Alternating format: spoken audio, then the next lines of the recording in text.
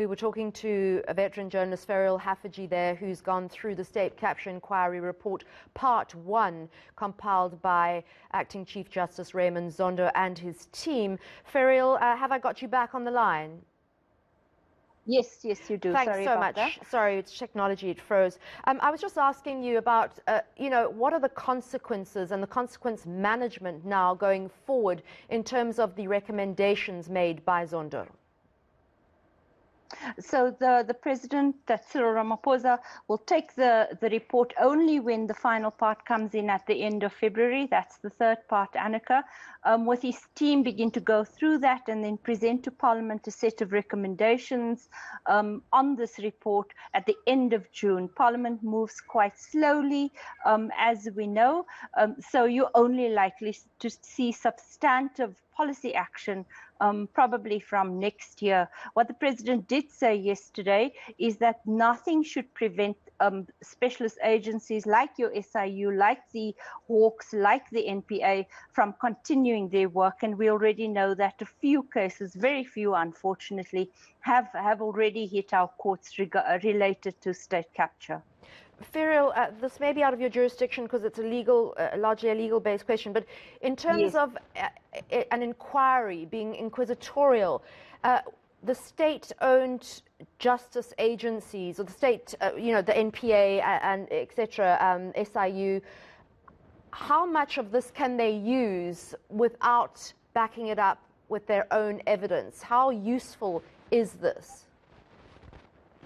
I think we have to check with the ID, but I do know that the terms of the commission were changed last year in order to make more simple that process of on-ramping from the commission to the investigating directorate to use that evidence almost immediately in some prosecutions. So you've seen two key ones arising from this. The first is the asbestos roofing link case, which is in courts already, and in the case related to Iqbal Sharma, which of course was a much smaller contract in the Free State. I think the investigating directorate was trying out those two to see how that system will work, Annika. Do you think Cyril Ramaphosa will use this as a sort of backhand way, if you like, of not directly punishing corrupt ANC members ahead of conference? Or do you think that he could have the capacity to hold back in some way?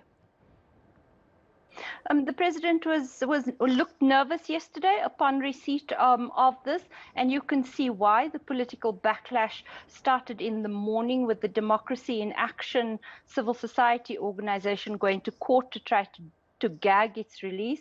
I think the Zondo Commission reports findings, and they'll come out over months, so they're going to have huge political implications.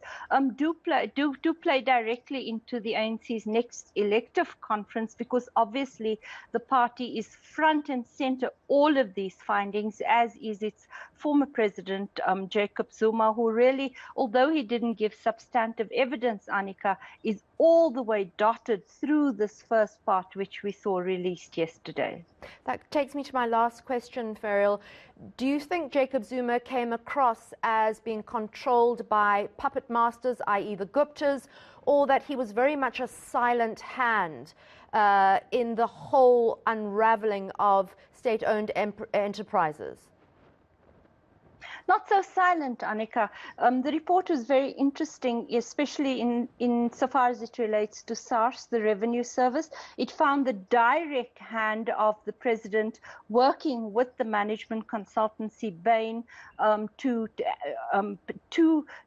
capture SARS through the use of the commissioner appointed by the former president, that was Tom Myeni. So there's a direct hand there. Also, if you read the section on the New Age newspaper advertising, very clearly the president is implicated already, and this is just part one of that report. Thank you so much. This is going to be, as you say, have such huge political implications, and I'd love to unpack those with you at some stage. Thank you so much for joining us. That was journalist Ferial Haffajee, who's been following the commission so closely.